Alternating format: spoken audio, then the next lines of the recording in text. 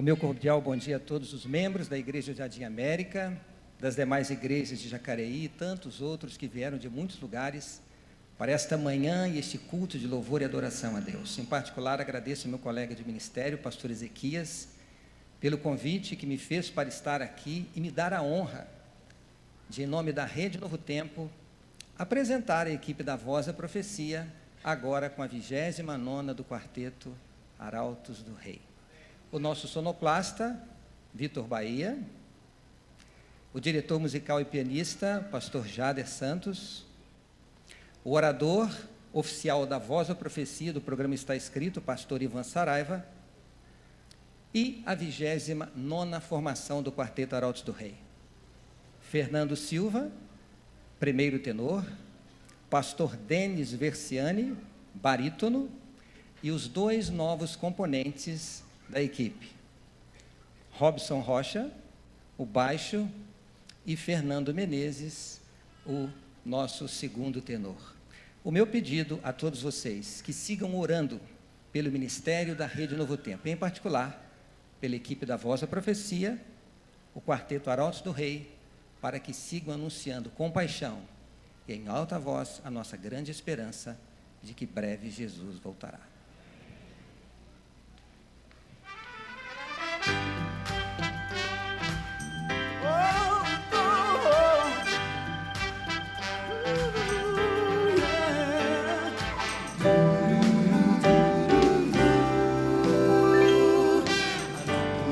Mostra em sua imensidão a mão de Deus em toda a criação. Um Pai maravilhoso, Senhor tão grandioso, eterno e vitorioso, Salvador, Supremo Rei dos Reis. Eu quero o poder de Cristo em mim, pois eu sei que me formou para servir. Sua palavra tudo criou, o seu amor me resgatou.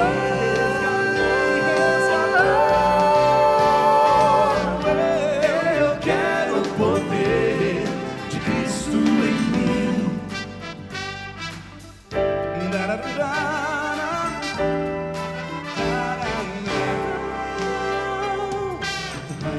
Pensamos ou podemos entender, são os feitos desse Deus Criador, com suas obras tão incríveis, de maneira invisível, comanda o universo inteiro, rege os astros lá no céu.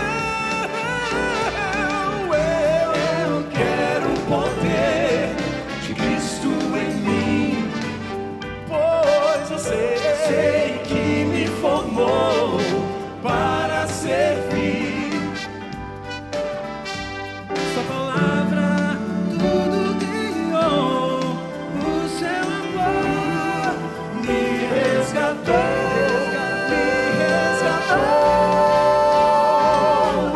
Eu quero o poder de Cristo em mim.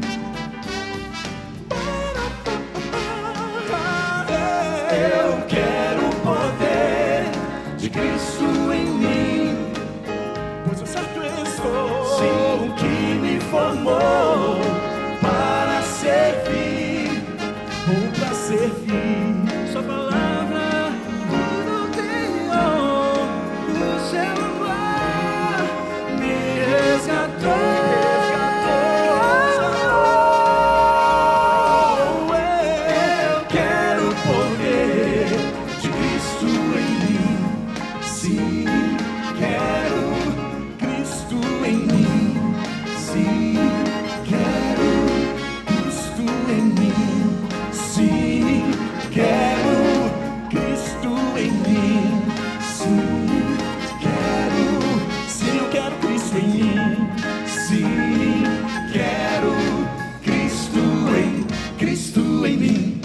Feliz sábado! É muito bom a gente ter a certeza de que nós podemos ser o poder de Cristo em nós. E às vezes Cristo, com esse poder maravilhoso, às vezes nos guia por caminhos que a gente questiona.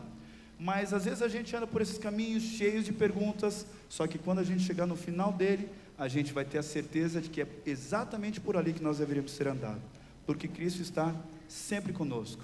E é assim que a gente aprende a confiar no amor de Deus. Vamos cantar uma música que fala sobre essa experiência agora.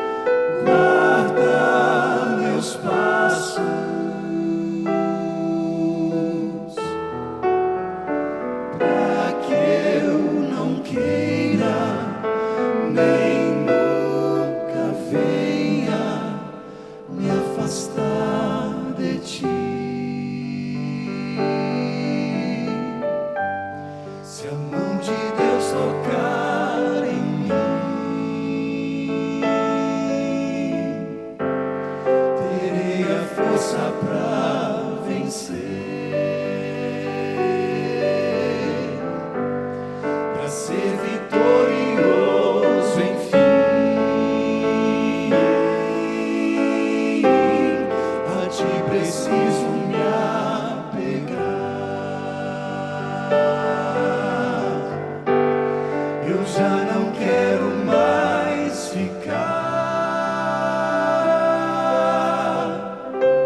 sem tua proteção, Senhor.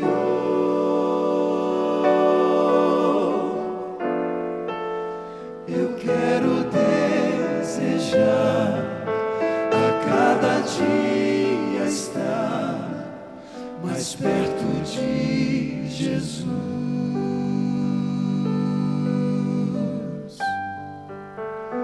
Ó Deus de amor,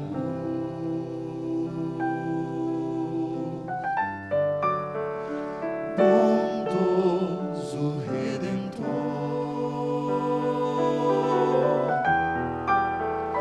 dias difíceis vêm,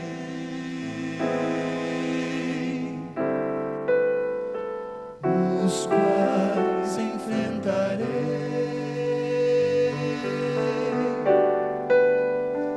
Manda teus anjos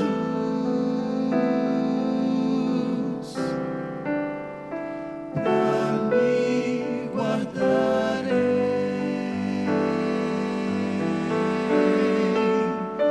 dos meus temores, deste mundo e seus horrores, onde reinam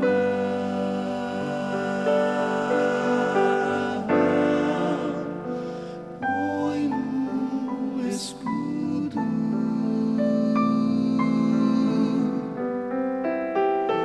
constrói muro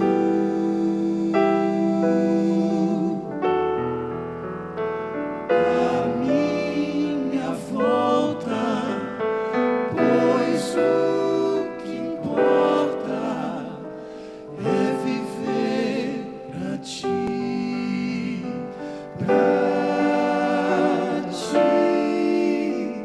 sim, nessa hora o que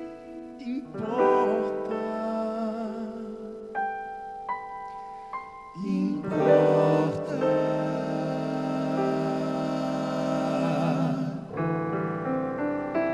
é viver pra ti,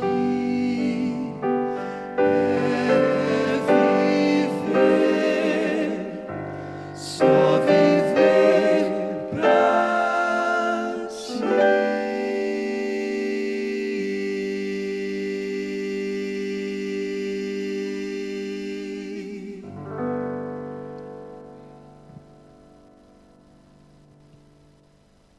Assim como você está, feche seus olhos, curve sua fronte, vamos juntos orar. Bondoso Pai que estás nos céus, nós te agradecemos porque temos a certeza da tua companhia aqui conosco. Essa é a maior honra e o maior presente que qualquer um de nós pode ter. A tua companhia e a certeza de que os teus santos anjos estão presentes nesse lugar, que o teu Santo Espírito irá nos conduzir para a compreensão da tua palavra, que mais uma vez ela seja simples, clara, e que ela possa chegar em alguns lugares do coração humano que são escondidos, às vezes até mesmo para nós. O Senhor precisa curar algumas coisas dentro do nosso inconsciente. O Senhor precisa nos fazer pessoas melhores para que o teu reino avance. Assim como os teus discípulos cresceram, se desenvolveram, se converteram, isso não foi do dia para a noite. Da mesma maneira, Pai, temos falhas, temos incredulidade às vezes, falta de fé, às vezes questionamos demais, agradecemos de menos, mas isso, Pai, é porque o pecado nos destrói, nos corrói, e nós queremos pedir que, a despeito de tudo isso que o Senhor sabe, e a despeito de quem somos, o Senhor continue exercendo a tua misericórdia sobre nós. Por isso, rogamos que o teu Santo Espírito fale a nossa mente e ao nosso coração agora. É o que pedimos em nome de Jesus. Amém. Bom, quero cumprimentar a todos os amigos, os irmãos que estão aqui no Jardim América. Há muitas pessoas também acompanhando pela internet, Facebook, nas mais diferentes páginas do Facebook e é sempre um privilégio poder falar com as pessoas que estão com a gente também na internet, tá bom? Que Deus abençoe muito você. Sinta-se aqui na Igreja do Jardim América, em Jacareí, que é uma casa de oração para todos os povos. E eu tenho a alegria de estar aqui nesse sábado, é a primeira apresentação assim, pública. Estivemos juntos com o Arautos ali no culto da Novo Tempo, já estiveram no Caixa de Música, na TV Novo Tempo, mas eu acho que é a primeira igreja que nós nos apresentamos, que é a nossa igreja, a igreja que os nossos filhos, que a nossa família frequenta. E eu percebo que existem pessoas que estão vindo aqui, são nossos amigos, estão vindo dos mais diferentes lugares. Eu vou fazer aqui algumas perguntas para poder conhecer um pouquinho melhor você. Quem está aqui em função da corrida de amanhã? Deixa eu ver, quem veio aqui pela corrida? Olha, só um bom número. Eu quero dizer que infelizmente eu não vou poder correr amanhã, eu vou voar. Eu espero que você tire um bom segundo lugar, certo? Na corrida amanhã, vai ser um privilégio, vai ser muito bom estarmos juntos amanhã na corrida. A gente tem um grupo no WhatsApp do pessoal que corre ali da Novo Tempo, e aí acho que foi a Bianca que perguntou, vocês sabem onde é que vai ser a largada? Aí alguém respondeu assim, vai ser bem no começo. Então, se você está em dúvida, entra nesse grupo que é bem joia. Quero fazer uma outra pergunta. Quantos dos que estão aqui vieram porque descobriram que o Arautos do Rei e eu estaríamos aqui pelas redes sociais? Deixa eu ver os amigos que vieram pelas redes sociais. Que bom que você veio. Uma alegria ter você. Que bom que você veio. Quem aqui foi convidado por um amigo aqui da igreja e está aqui hoje? Que bom. Que alegria vocês estarem aqui, sejam todos muito bem-vindos. Vocês sabem que na casa de Deus não existe visita, né? A gente fala visita porque é comum, mas na casa de Deus não tem visita, né? Na casa de Deus são todos filhos, como o Osíris aqui mencionou, e aqui somos todos amigos. Eu gosto de falar o seguinte, visita quando vai na nossa casa não abre a geladeira. O amigo abre e ainda reclama, né? Então, sinta-se bem, fique à vontade, a casa é sua. Nós temos um salão anexo aqui que está sendo transmitido também. Você que está aí embaixo, que Deus abençoe bastante você, sua família também. Amigos, nós já oramos e eu quero dizer uma coisa para vocês. Hoje, eu vou falar sobre um tema que é muito difícil para mim. É um tema bem delicado, um tema complexo, mas que eu acho que ele precisa ser tratado. Nós não vamos esgotar o assunto, obviamente, em um sermão, mas eu acho que ele é relevante. Eu quero falar hoje sobre o sofrimento. E o sofrimento é um terreno sagrado, porque todos nós sofremos. E embora hoje seja uma manhã de festa, de alegria, estamos unidos, reunidos, todos nós sofremos. E embora eu já tenha sofrido muito na minha vida, eu sei que eu sofri muito menos do que outras pessoas. E cada um sabe a alegria e a tristeza de ser quem é. Cada um sabe a complexidade do sofrimento que vive. O sofrimento, alguns teóricos dizem que seria da alma e as dores do físico. Fazem essa dicotomia didática, mas não importa, todos nós sofremos. Seja com a velhice, que é um sofrimento, nós não temos mais 16 anos.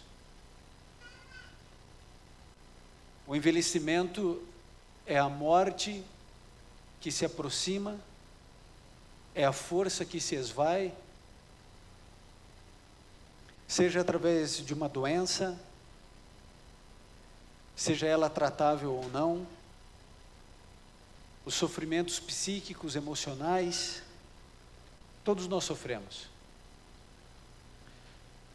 O diabo quer que você pense que Deus é o causador do sofrimento, mas Deus não é o causador dele.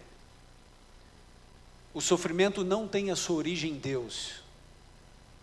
O sofrimento é um câncer à parte de Deus. Vocês sabem que quando a gente fala de sofrimento, a gente já lembra de um homem que viveu 300 anos antes de Cristo, aproximadamente, chamado Epicuro.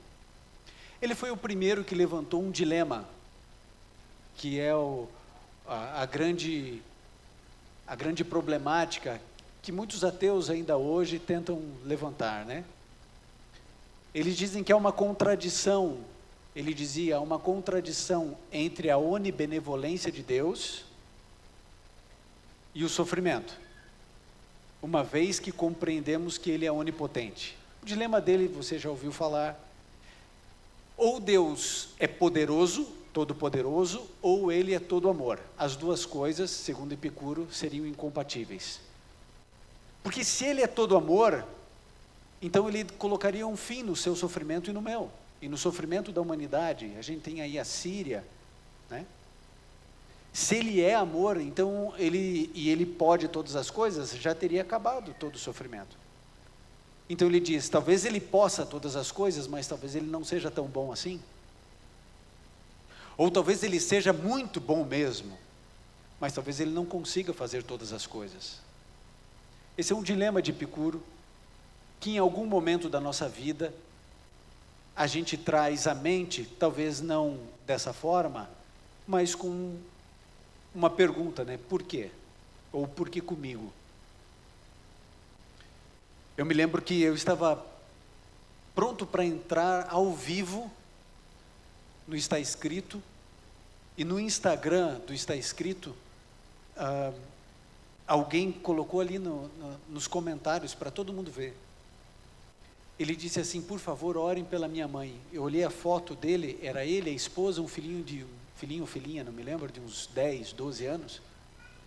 Ele dizia, por favor, orem pela minha mãe. Ela mora em um determinado estado aqui do país, e ela mora sozinha, e entraram na casa dela, roubaram tudo e a violentaram. Uma senhora. Por que Deus permite essas coisas? Todos nós, durante essa semana, vimos fotos de crianças sofrendo na Síria. Por que Deus permite isso? Por que Ele permite que uma criança nasça defeituosa? Por que Ele permite funerais como uma vez eu vivi? Acho que a Luciana lembra desse funeral. O pai foi assassinado. Deixou 3 filhos pequenininhos. Eu fui fazer esse funeral. As crianças se agarravam no caixão e berravam. As 3. Todo mundo longe do caixão. A esposa destruída e os 3 abraçando um caixão. Por que Deus permite isso? Por que o fim de cada ser humano é um final de dor? Por que essa realidade é tão forte? Por que Deus simplesmente não põe um fim? A gente ouve tantas coisas, a gente ouve os pregadores dizendo assim, não, Deus vai pôr um fim, mas tem um momento certo para isso acontecer. E a gente não tem dúvidas de que Deus vai pôr um fim em tudo isso. A questão é, quanto eu vou pagar enquanto Ele não põe um fim? Quanto eu vou ter que sofrer? Bom, eu quero fazer um estudo de caso com você, a partir de um personagem bíblico. Eu gostaria que você abrisse a sua Bíblia no livro de 2 Coríntios, no capítulo 12, a partir do verso 7. 2 Coríntios 12, a partir do verso 7. Você conhece bem esse texto? Refere-se à vida do apóstolo Paulo. E aqui nós lemos o seguinte. 2 Coríntios 12, a partir do verso 7. Para impedir que eu me exaltasse, por causa da grandeza dessas revelações, foi-me dado um espinho na carne, um mensageiro de Satanás para me atormentar. 3 vezes roguei ao Senhor que o tirasse de mim, mas Ele me disse, a minha graça é suficiente para você, pois o meu poder se aperfeiçoa na fraqueza. Bom, eu quero lembrar para você um pouquinho quem foi Paulo. Paulo, antes de ser Paulo, você lembra bem da história, ele era Saulo, ele era um perseguidor, ele era um indivíduo rico, ele era fariseu dos fariseus, ele aprendeu com o melhor mestre de todos, que era Gamaliel, ele era um homem que tinha um status social, todo mundo queria ouvir o que Paulo ou Saulo tinha para dizer. As grandes mentes da sua época ficavam extasiadas com a sabedoria dele. Você se lembra? Paulo um dia vai a Atenas e ele vai nas ágoras pregar o evangelho do Deus invisível. E os atenienses, o berço da filosofia, os grandes filósofos ficavam boquiabertos, porque eles não era um conhecimento e uma inteligência que eles nunca tinham visto. Então era um homem com um intelecto talvez muito superior ao de muitos de nós aqui, era um homem rico, talvez muito mais rico do que muitos de nós aqui, era um homem que tinha um status social grande, tanto dentro do judaísmo quanto no meio romano, porque ele era cidadão romano, ele não havia comprado a sua cidadania, ele era um cidadão de natureza, de nascença, cidadão romano, então ele tinha um trânsito grande em Roma, e por isso pôde pregar para os romanos de maneira tranquila. Ele também tinha um trânsito em toda a sinagoga, lembrando que a sociedade judaica ela é toda centrada na religião, então ele era um grande líder, um grande homem. E ele odiava os cristãos, essa seita, que na cabeça dele era maligna, né, era uma erva daninha que precisava ser destruída. E dentre as suas grandes perseguições, ele pega uma carta em Jerusalém para poder prender pessoas em Damasco, e ele está indo, vocês se lembram disso, né? Ele está indo para Damasco, e de repente, ele cai de onde? De onde que ele caiu, gente? Eu não sei quem que colocou cavalo nessa história. Gente, Atos 9 só diz que ele caiu por terra, colocaram um cavalo na história, e ainda deram um corpo ao cavalo. O pessoal fala, lembra do cavalo branco de Paulo? Deram um corpo para o cavalo, né? Só diz que ele pode até ter caído do cavalo, mas a Bíblia não diz que tinha cavalo. Podia ter ido de camelo, de jegue, a pé. Mas o fato é que ele caiu por terra, e ele ficou cego 3 dias, aí Deus diz assim, ô Ananias, você vai até a rua direita, tem um homem lá, o nome dele é Saulo, ele é de Tarso, e eu acabei de dar uma visão para ele, que você vai orar por ele, e ele vai recobrar a visão. E aí Ananias começa a conversar com Deus, e diz assim, Senhor, esse Saulo é o Saulo que eu estou pensando que é? Porque esse cara é um bandido, esse indivíduo está matando os teus filhos, ele está perseguindo todo mundo, esse Saulo é o de Tarso, é o mesmo? Falou assim, porque você pode ir, fique tranquilo, porque ele para mim é um vaso escolhido. É bom ou é ruim ser um vaso escolhido? Verso 15 diz que ele é um vaso escolhido, é bom ou é ruim? É bom porque você não leu o verso 16. Porque o verso 16 diz assim, ele aprenderá o quanto importa sofrer pelo meu nome. E aí, não quero que você leia, para a gente ganhar um pouquinho de tempo, você vai ver o que é, ou o que o apóstolo Paulo passou, sofrendo por amor a Cristo. Ele disse assim, é ele quem diz, são servos de Cristo, eu estou fora de mim para falar desta forma, eu ainda mais, trabalhei muito mais, fui encarcerado mais vezes, fui açoitado mais severamente, exposto à morte repetidas vezes, 5 vezes recebi dos judeus 39 açoites, 3 vezes fui golpeado com varas, 1 vez apedrejado, 3 vezes sofri naufrágio, passei numa noite e um dia exposto à fúria do mar, estive continuamente viajando de uma parte a outra, enfrentei perigos de rios, em perigos de assaltantes, em perigos com os meus compatriotas, em perigos dos gentios, em perigos na cidade, em perigos no deserto, em perigos no mar, em perigos entre falsos irmãos, trabalhei arduamente, muitas vezes fiquei sem dormir, passei fome e sede, muitas vezes fiquei em jejum, suportei frio e nudez. O apóstolo Paulo, ele é chamado para o sofrimento.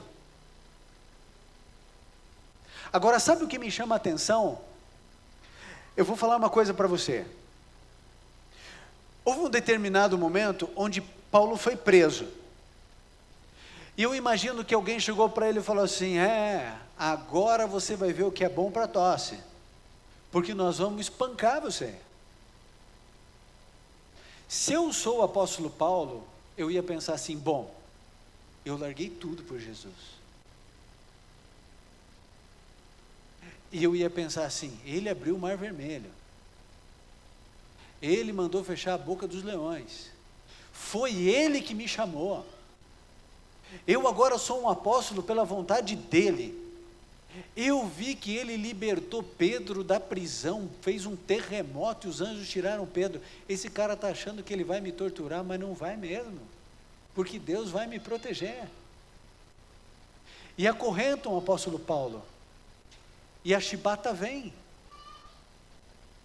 e a primeira chibatada desce e rasga a carne dele. Como você pensa que eram as costas do apóstolo Paulo? Como a sua? Como a minha? Era uma cicatriz só, 5 vezes, 40 chibatadas menos uma.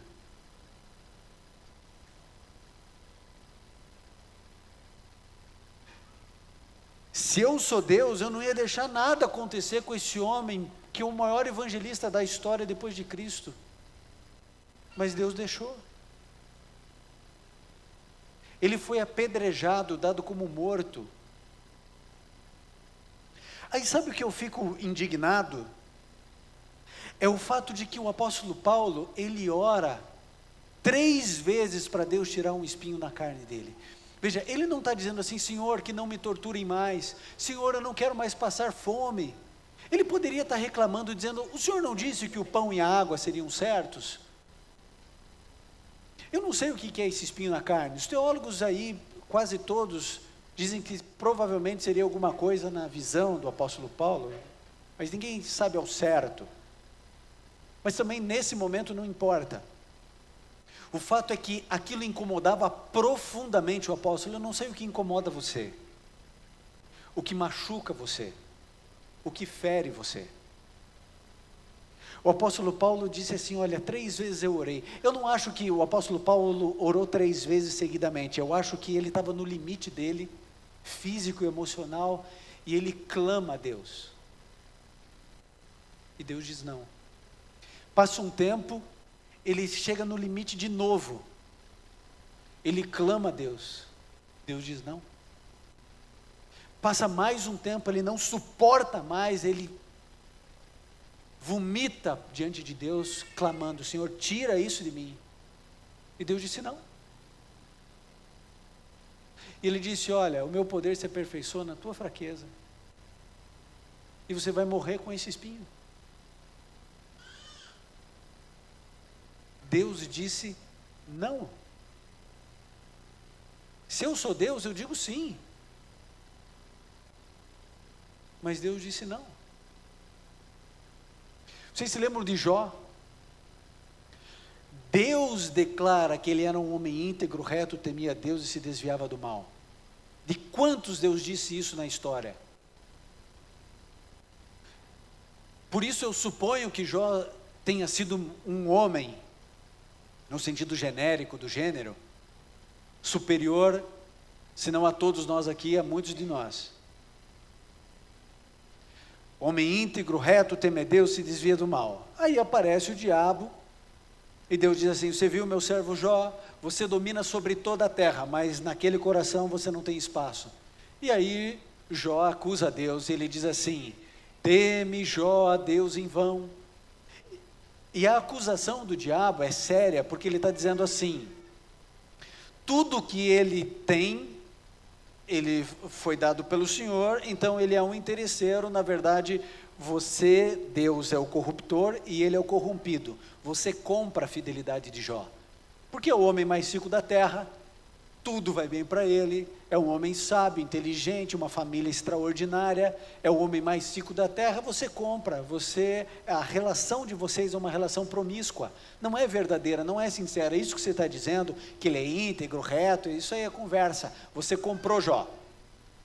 E Deus disse assim: não, mais uma vez você está mentindo, você é o pai da mentira, você é um mentiroso, isso não é verdade. Ele falou assim: ah é? Então tá bom, vamos fazer aqui a prova dos 9, pode tirar tudo que ele tem. Qual foi a primeira coisa que o diabo tirou de Jó? O que ele tirou? Queridos pais, qual vai ser a primeira coisa que o diabo vai tocar na sua vida?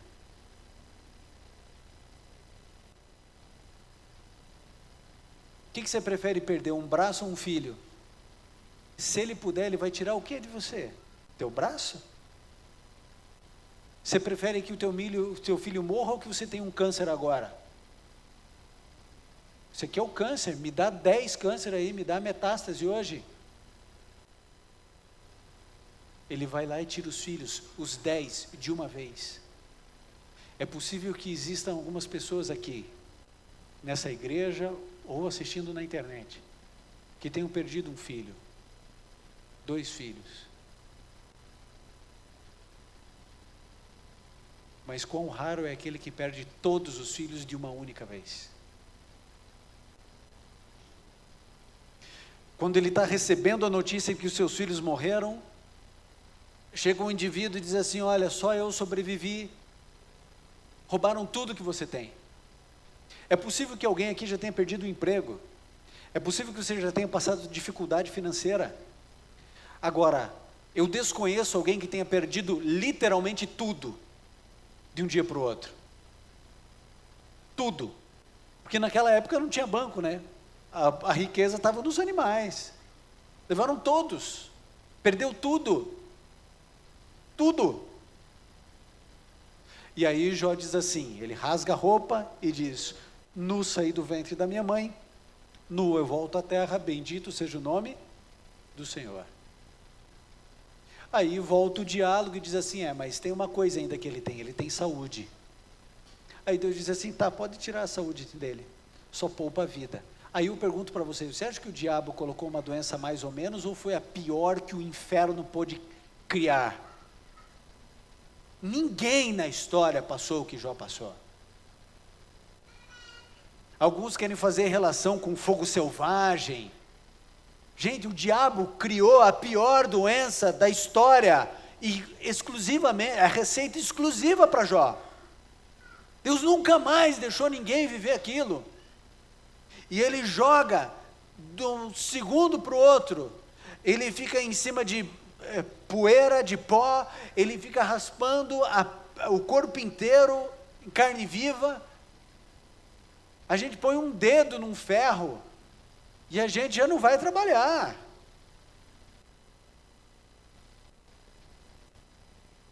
Quando os amigos chegam perto de Jó, eles ficam 7 dias em silêncio, porque não sabem o que dizer. E aí começa todo o diálogo. Jó, ele tem uma coragem, porque chega um determinado momento, você se lembra da história, os amigos dizendo: olha, você errou, Deus é justo, Deus é bom, Deus se você está assim é porque alguma coisa aconteceu. E aí Jó diz assim: eu queria que existisse um juiz entre mim e Deus. Ele ia colocar as causas dele e eu ia colocar as minhas causas, porque Jó sabia quem ele era. Ele não temia nada nem ninguém, e ele vai questionando Deus o tempo inteiro. O tempo inteiro ele vai questionando Deus. Aí sabe o que acontece? Deus fica em silêncio o livro inteiro de Jó, só abre a boca no capítulo 38. Sabe o que eu espero de Deus? Eu espero que Deus chegue e diga assim: Jó, meu filho, parabéns, meu filho, você é um filho maravilhoso. Eu não podia ter dito para você, mas você virou um espetáculo para todo o universo. Você acredita que o diabo disse que a nossa relação era de mentira? Você acredita que a gente foi acusado de ter uma relação promíscua? Você acredita que ele acusou você de ser um indivíduo interesseiro, e eu sabia que você não era, e você provou para o universo inteiro? Parabéns, Jó. É isso que eu espero de Deus. Mas sabe o que Deus fala no capítulo 38? Deus chega para Jó e diz assim: quem é você? Agora você vai calar a sua boca e você vai me ouvir. E ele começa: onde estava você, Jó, quando eu fundei esse planeta? quando as estrelas da alva juntamente cantavam. Onde você estava quando eu estabeleci os astros? Quem é você que encobre o meu conselho? Depois de tudo que Jó passou, Deus diz assim: fica quieto. E mais do que isso, vocês se lembram como os filhos de Jó morreram? Vocês se lembram como foi? A Bíblia diz que foi um vento que bateu nos 4 cantos da casa, redemoinho. E todos, o telhado caiu, a casa caiu, matou todos.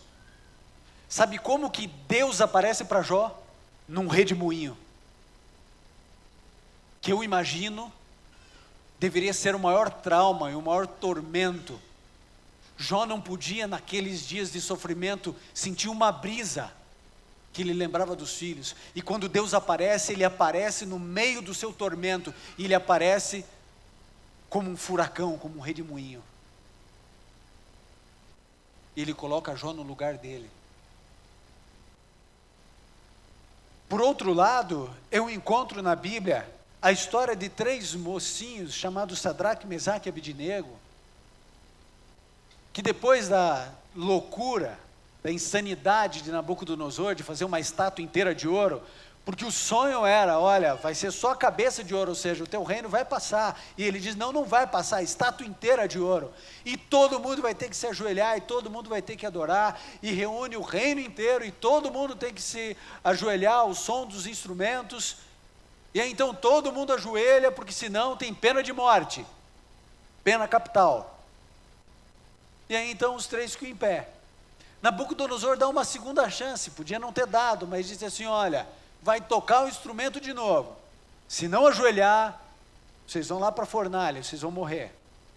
E eu adoro a resposta deles, porque eles dizem assim, ó rei,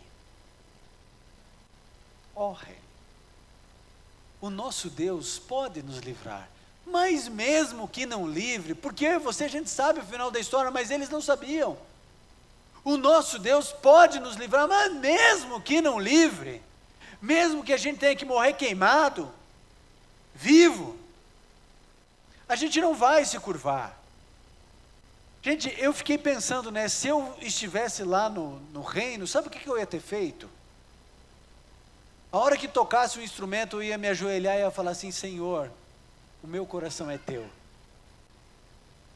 Senhor, tu sabes que eu só estou aqui ajoelhado porque eu tenho que testemunhar do teu amor. E se eu morrer, eu não vou poder testemunhar. Então, Senhor, o Senhor sabe que eu te adoro, meu coração é teu, o que importa é o coração.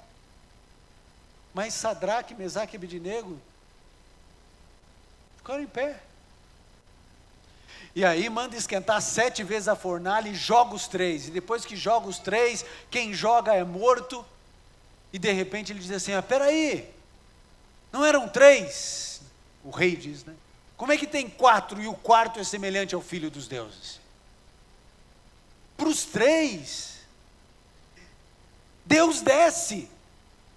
Porque Deus poderia ter livrado os 3 sem precisar descer, ou não podia? Podia ter só livrado, mas não, Jesus desce. E eu fico imaginando o que eles conversaram dentro daquela fornalha.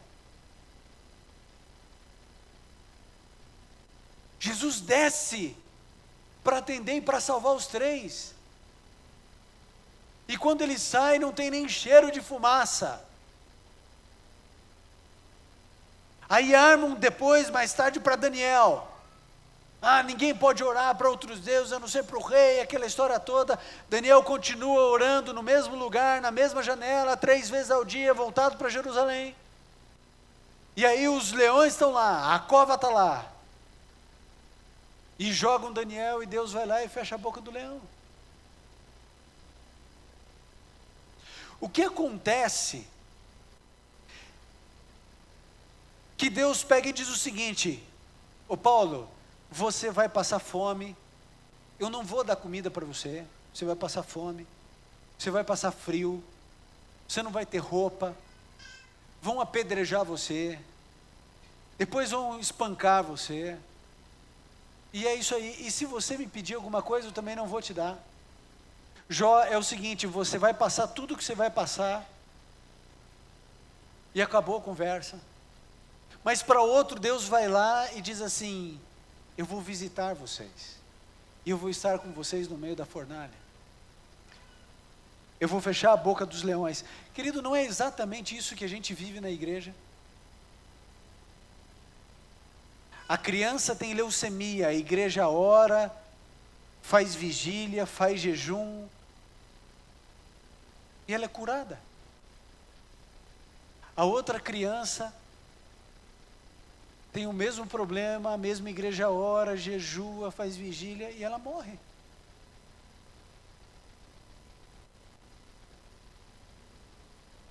Essa aparente contradição ou inconstância de Deus, ela é resolvida com uma única palavra. E a palavra é soberania. Deus é soberano para decidir o que quiser da sua vida e da minha vida.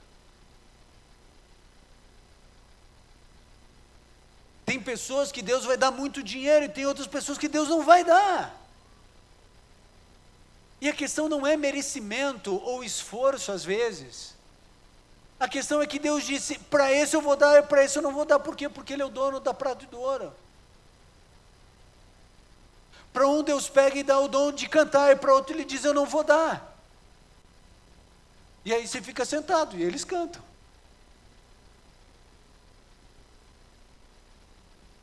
E por que você não canta? Porque se você falar que vai cantar, não aparece um para ver.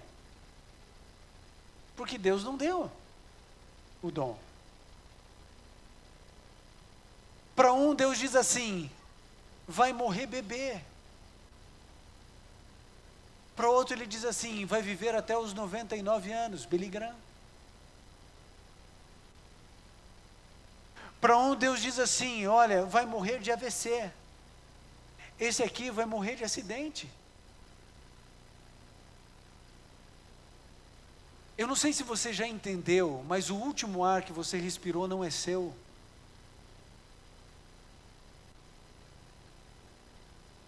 Deus é o nosso dono. E Ele não deve satisfações a você ou a mim. Acredite no que eu vou dizer para você agora. O seu fim será de dor.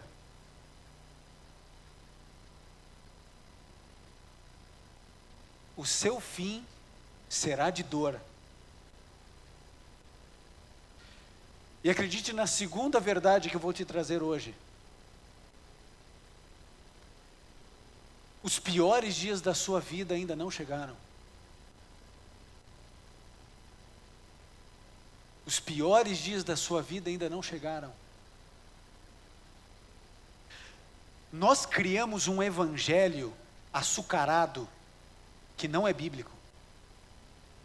Nós criamos um evangelho de conto de fadas. A gente lê o Salmo 91 e a gente diz lá, a gente lê: 1000 cairão ao teu lado, 10.000 à tua direita, e tu não serás atingido. E a gente pensa: esse tu aí sou eu.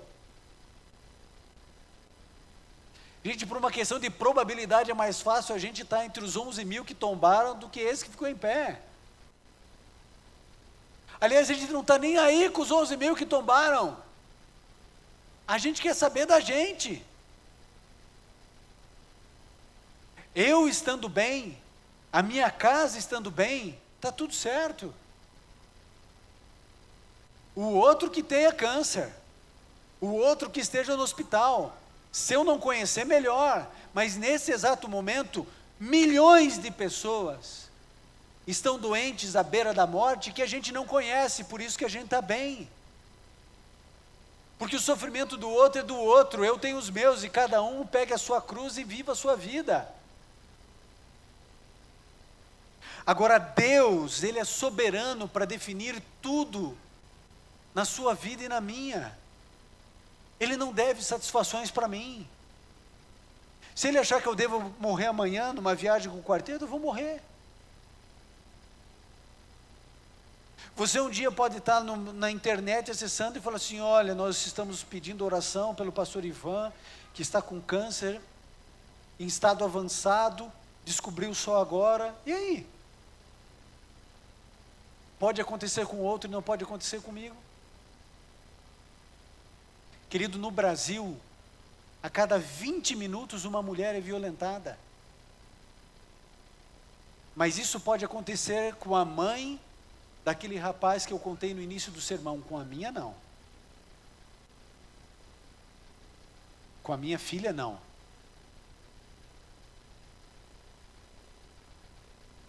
Quando você aceita Jesus no seu coração, e você muda a sua vida para seguir a Jesus, em momento algum, Jesus prometeu paz. Ele disse assim: não penseis que vim trazer paz, eu vim trazer espada. Sabe o que é espada, amigo? É guerra, e é guerra entre o bem e o mal, e o diabo tem as armas dele, e nós temos as nossas. A nossa arma é o amor, a nossa arma é a verdade, a nossa arma é a justiça, a nossa arma é a bondade. Essas são as nossas armas.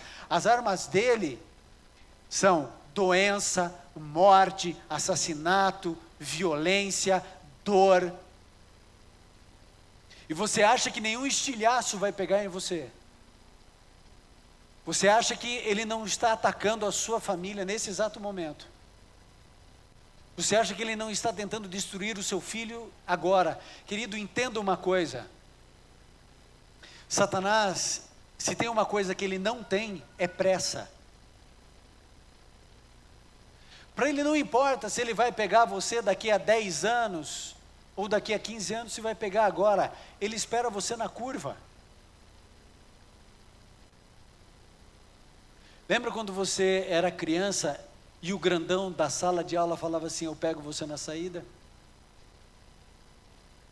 E você passava a aula inteira sofrendo por antecipação. A nossa sorte é que a gente era menor e corria mais, né? Só que agora não tem para onde correr, porque o grandão mal, ele está na saída mesmo. E a gente não tem como se defender, não tem como correr.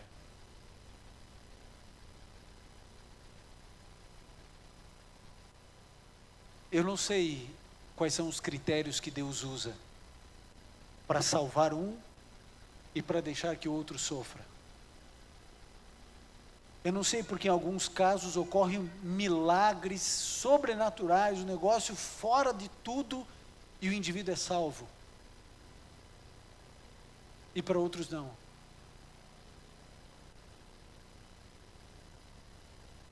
Mas a gente precisa entender uma coisa. Se você sabe quem é Deus, você não precisa de todas as respostas, você precisa confiar naquele que sabe todas as coisas. E isso é fé. Sabe o que é fé? É você enxergar o invisível.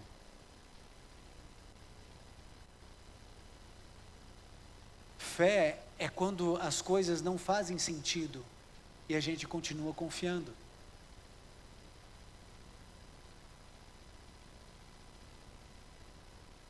Quantos de vocês acham que eu preguei esse sermão com um passarinho vivo no bolso desse paletó? Quem aqui acha que isso é possível? Que eu preguei esse sermão com um passarinho vivo aqui dentro do bolso do paletó? Quem acha que isso é possível? Temos uma criança. Tem alguém que crê que tem um passarinho vivo aqui no bolso? Deixa eu ver se tem uma mão aqui. Tem alguém que crê nisso? Não crê? Mas você está errado. Está aqui. Você está vendo? Quem está vendo o passarinho? Ó, ele vai voar agora. Você crê nisso ou não? Porque você não vê. E porque você sabe que não tem nenhum passarinho aqui. A fé, amigo, é quando você não vê Deus agindo, é quando você não vê sentindo no que está acontecendo, mas você acredita no passarinho que voa, que você não vê. Eu não preciso ver para crer como Tomé, colocou na mente, porque Deus disse: bem-aventurados que não viram e creram. Quantas vezes na minha vida eu não entendi Deus, quantas vezes Deus não fez sentido, quantas vezes eu não consegui ver o passarinho que Deus dizia: está aí o passarinho, está voando aí na tua cabeça, e eu não vi. Mas isso é fé, é quando as coisas não fazem sentido.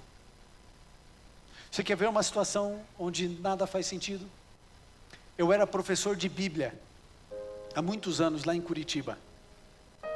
Eu estava dando aula para o primeiro ano do ensino médio. E eu estava apresentando provas filosóficas da existência de Deus. Não científicas, filosóficas. São os pensamentos e tal, né? E lá no canto, perto da janela, tinha uma menina quase que deitada na cadeira. Seu gestual dizia que ela não estava nem aí para a aula, e realmente ela não estava. E eu lá me acabando, né, tentando trazer um pouco mais de racionalidade à fé daqueles meninos. E a menina nem aí. Alguns prestando atenção, outros ora prestavam, ora não prestavam, mas ela nem aí o tempo inteiro. E no meio da aula, já quase para o final, a menina ergueu uma mão, eu falei: opa, parecia que não estava prestando atenção, mas está. Ela ergueu uma mão, eu disse: pode falar. E ela disse assim: ô professor, vamos acabar com essa palhaçada logo? Eu falei: como assim? Essa história de que Deus existe, professor, todo mundo sabe que isso aí foi inventado pelos fracos, que não tem condições de... E aí começou o discurso dela, menina de 16 anos, eu fiquei ali meio vendido na história, não esperava aquela argumentação, a aula já estava acabando, e o sinal bateu. Eu falei: a gente continua na próxima aula. E eu tinha o costume de cumprimentar os alunos um a um enquanto eles saíam.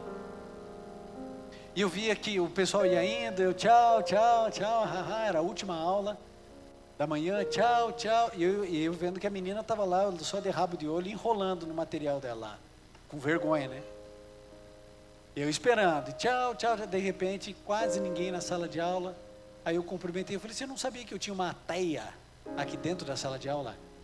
Ela disse: isso é verdade, eu não acredito mesmo em Deus e tal. Eu falei: não, a gente precisa conversar. Ela disse: a hora que o senhor quiser. Eu falei: então vamos conversar hoje, você pode hoje? Eu falei: sim, pode. Que horas? 2:30. Eu falei: tá bom, na sala pastoral, 2:30, 2:30. Eu nem almocei aquele dia. Eu fui direto para o computador, para a biblioteca da escola, buscar evidências e outras provas de que Deus existe. Eu pensei: essa menina vai sair daqui orando, né? 2:30, menina em ponto ali.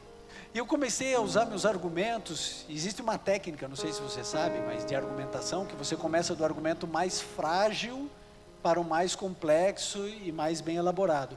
E eu usei esse caminho, mas nada demovia a menina.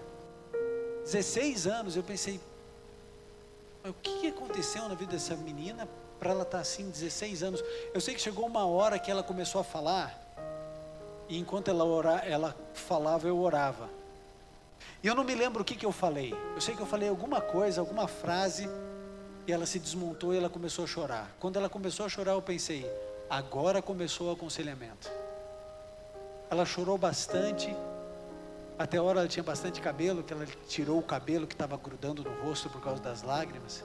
E ela disse: professor, eu vou contar para você a minha história. Aquela menina disse assim: professor, eu era adventista do 7º dia. Cresci nessa igreja. Todos os dias pela manhã, a minha mãe pegava Inspiração Juvenil, lia comigo, a gente tomava o desejum, ela ajoelhava comigo, orava, e eu vinha para essa escola aqui. Sempre morei naqueles predinhos ali, eu sabia quais eram, sempre morei aqui. E assim, eu conhecia e conheço todas as histórias da Bíblia. Todas as histórias que vocês contam, que vocês falam, eu conhecia. E um dia, a minha mãe fez todo o ritual comigo, ajoelhou comigo, a gente orou, ela pediu a proteção de Deus. Eu desci para vir para a escola, me encontrei com a minha coleguinha. Eu estava naquela época na 6ª série, que seria o 7º ano, 12 anos. Eu e minha coleguinha fomos para a escola. Só que no meio do caminho, professor, 2 homens nos abordaram.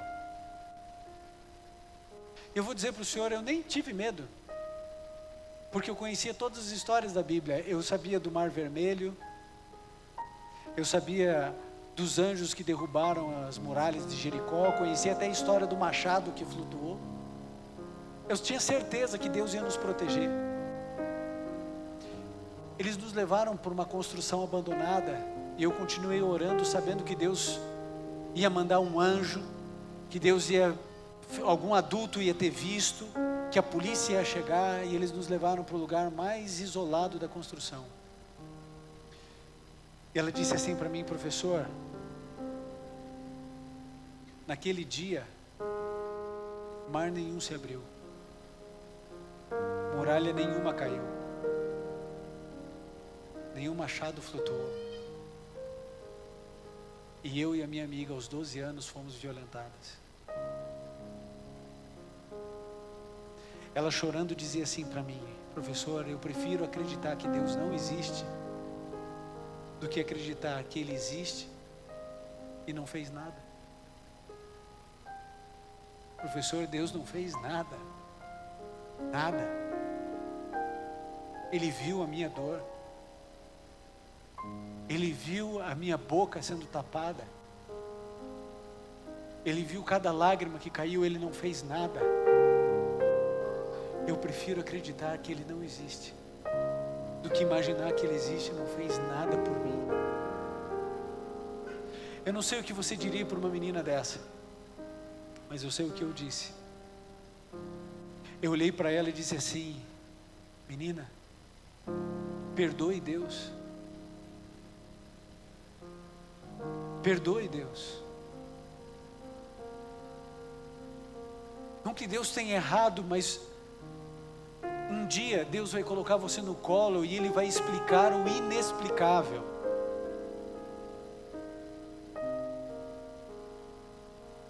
Um dia, amigo, Jesus vai colocar você no colo e Ele vai te explicar o que você não consegue entender.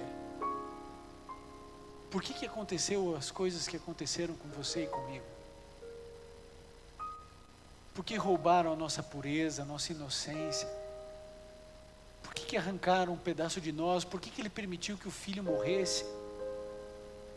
Por que Ele permitiu que o filho enfiasse no mundo das drogas? Por que Ele permitiu que o lar fosse destruído? Um dia Deus vai explicar o inexplicável. Um dia Ele vai curar todos os seus traumas. Um dia Ele vai visitar o teu coração como Ele nunca visitou. E Ele vai limpar de um jeito que nunca mais vai ter dor.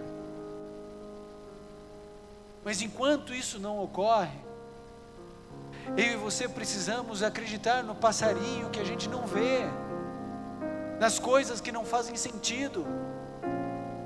A gente não entende porque Ele disse não para Paulo. Porque ao invés de acolher Jó, Ele disse: fica quieto, porque eu sei o que eu estou fazendo. A gente não entende porque uns parecem que são mais abençoados do que outros. E por que a gente se sente tão mal? Porque a gente acha que o outro é melhor do que a gente. Porque a família do outro é melhor, porque a vida dos outros é mais... A gente não entende. E nenhum pastor, nenhum padre, nenhum líder, ninguém vai explicar isso para você. Porque existem coisas que Deus reservou para Ele, que só Ele vai explicar. Enquanto isso, você vai escolher um caminho ou da revolta, da insatisfação, ou da submissão e entender: esse ar que eu respiro não é meu. Foi Deus quem me trouxe a vida e a existência, minha vida pertence a Ele. Temos recebido o bem do Senhor, porque não receberemos o mal. Eu quero fazer um apelo agora, para todos aqueles que assim como eu sofrem, e não tem respostas para algumas questões da vida, eu queria convidar aqueles e apenas aqueles que têm alguns questionamentos para Deus, que você gostaria que quando Deus achar por bem, seja na terra ou no céu, que Ele explique para você. Eu queria que você viesse aqui à frente para orarmos juntos ao Senhor. Eu sei que você tem dores dentro do seu coração, perguntas sem respostas, e é isso que vamos apresentar ao Senhor hoje. Você tem algo que você quer questionar a Deus? Vem um pouco mais à frente. Venha, nós vamos orar juntos. Nós vamos clamar a Deus para que Ele nos ajude, para que Ele nos dê a fé necessária para confiarmos, mesmo sem entendermos. Pode vir, venham à frente. Há mais pessoas vindo, venham, há mais espaço aqui à frente. Podem vir. Venha. Esse é o momento onde nós vamos orar juntos. E enquanto você vem, eu preciso dizer uma coisa para você. Há uma frase que tem me ajudado muito. Essa frase diz assim: toda dor é por enquanto. Toda dor é por enquanto. Toda dor é por enquanto.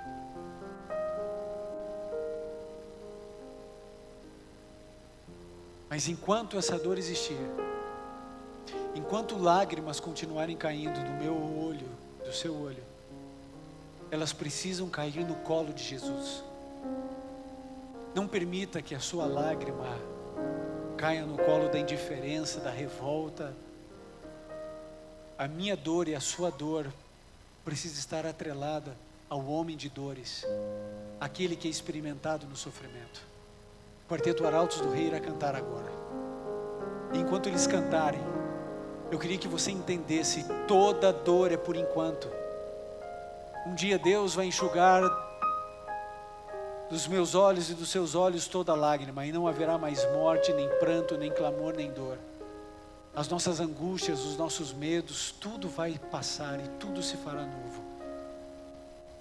Eu não sei se você já sofreu muito ou se a sua dor está apenas começando. É possível que alguns de nós vivam a maior dor da sua vida nos próximos dias. É possível que essa vida arranque de você o que você tem de mais precioso. Talvez ela já tenha arrancado as flores mais lindas do teu jardim. Mas chora, amigo. Chora tudo que você tem para chorar. Mas chora em Jesus. Chora nele. A gente vai seguir daqui chorando, sem entender porque as nossas filhas passam pelo que passam, sem entender porque a nossa família passa o que passa, sem entender porque que a gente não consegue melhorar o caráter.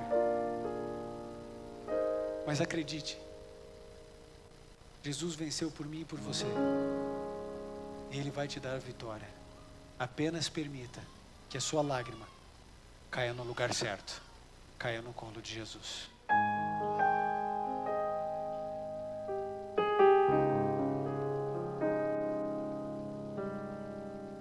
Será que a tua força acabou?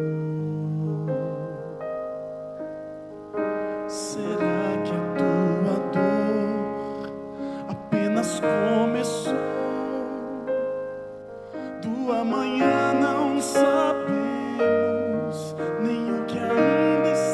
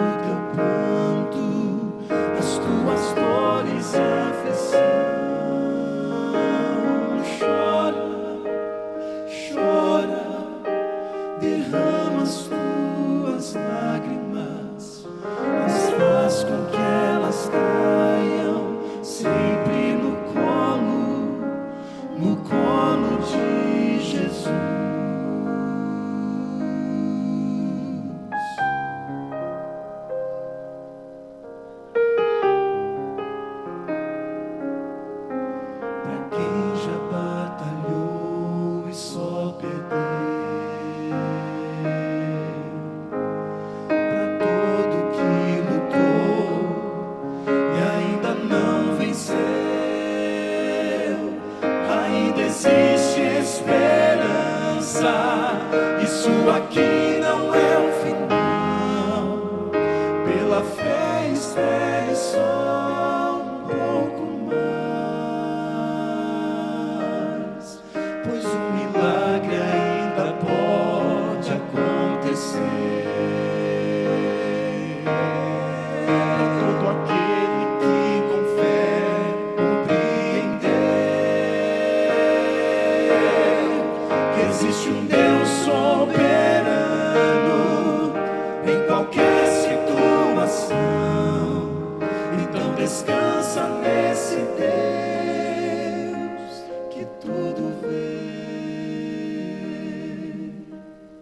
Chora, chora, derrama as tuas lágrimas, chora o teu pranto, as tuas dores e aflição. Chora, chora, derrama as tuas lágrimas, mas faz com que elas caiam sempre no colo de Jesus. Confia no poder que Ele tem, confia no amor que Ele é, e crê que Ele vai um dia explicar o que ninguém jamais entendeu.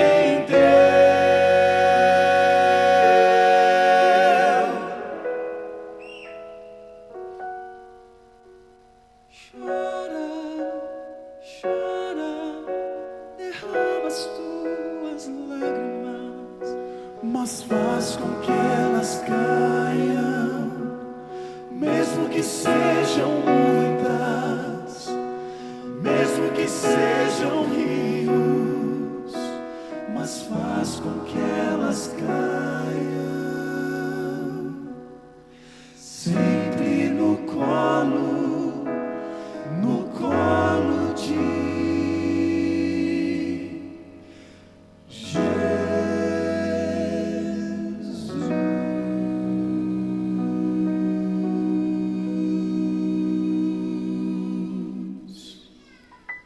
Toda dor é por enquanto. Toda dor é por enquanto. Nessa vida a gente ri, brinca. Mas quando a dor vier, talvez ela esteja já aí dentro de você, ou talvez ela venha em pouco tempo ou muito tempo, mas quando ela vier, não se esqueça. A Bíblia diz que toda dor é por enquanto.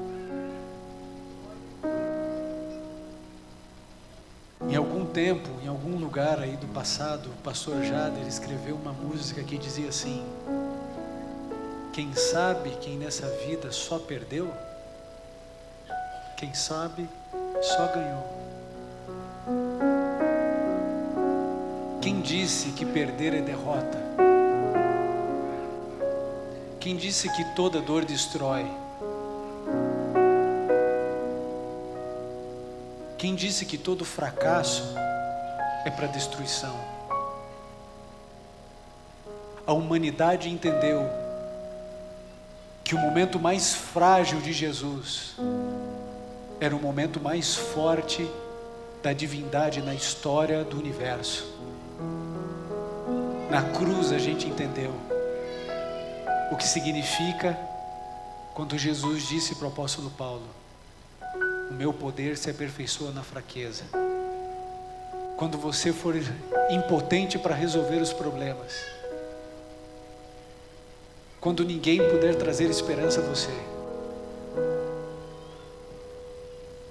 quando a morte teimar em visitar a sua família, quando a doença querer ousar roubar a sua esperança, lembre-se que toda dor é por enquanto. Que a sua lágrima e a minha lágrima sempre caia no lugar certo, até que Jesus Cristo volte para vivermos eternamente sem dor sem lágrimas e sofrimento. Assim como você está, feche seus olhos, curve sua fronte e vamos orar.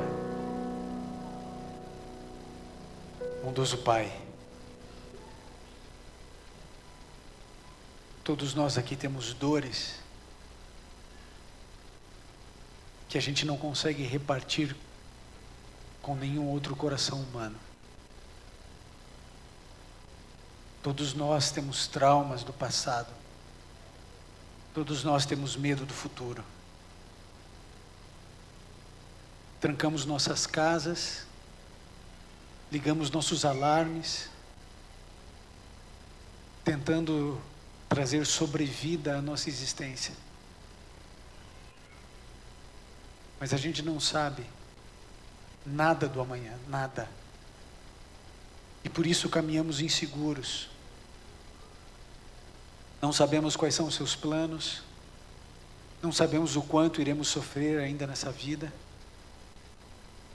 Mas nós queremos, ó Deus, que o sofrimento quando ele vier, uma vez que ele é inevitável, que nós possamos aprender a sofrer e que toda a nossa dor seja derramada diante do Senhor. Nós não vamos entender, nós não vamos compreender todas as coisas aqui nessa vida, mas nós queremos confiar no Teu caráter, na Tua bondade e nas razões que o Senhor tem que a razão humana desconhece. Pai, tenha misericórdia de nós e que haja certeza no nosso coração de que toda dor é por enquanto. Permaneça conosco e nos explique o inexplicável em algum momento. Não que o Senhor tenha que nos dar satisfações de nada, mas pelo Teu amor, pela Tua misericórdia, precisamos entender em algum momento. Fique, Senhor, conosco, concedendo-nos a Tua paz, que excede ao entendimento humano, transforma o coração e purifica a nossa vida.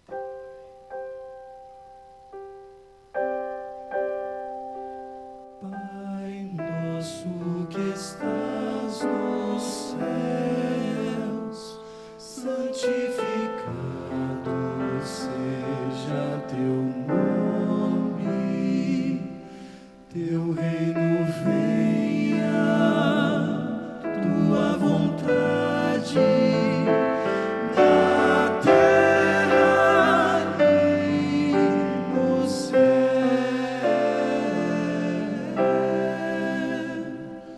O nosso pão de cada dia nos dá, Senhor, e perdoa as nossas dívidas, do mesmo modo como perdoamos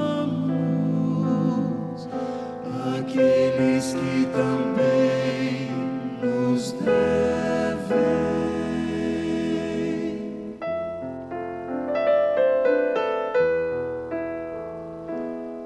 E livra-nos das tentações e dos males que existem no mundo, pois Teu é o poder, é toda a honra e toda a glória para sempre,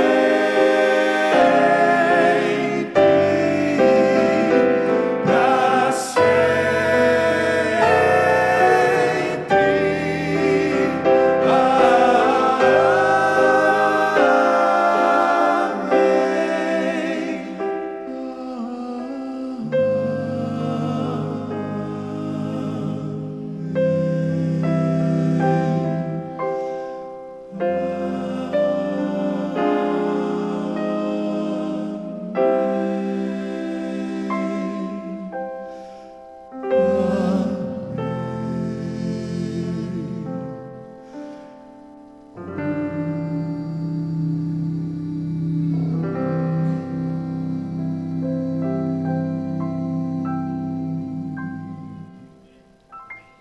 Queridos, que Deus abençoe a cada um de vocês. Tenhamos um restante de sábado feliz ao lado de Jesus.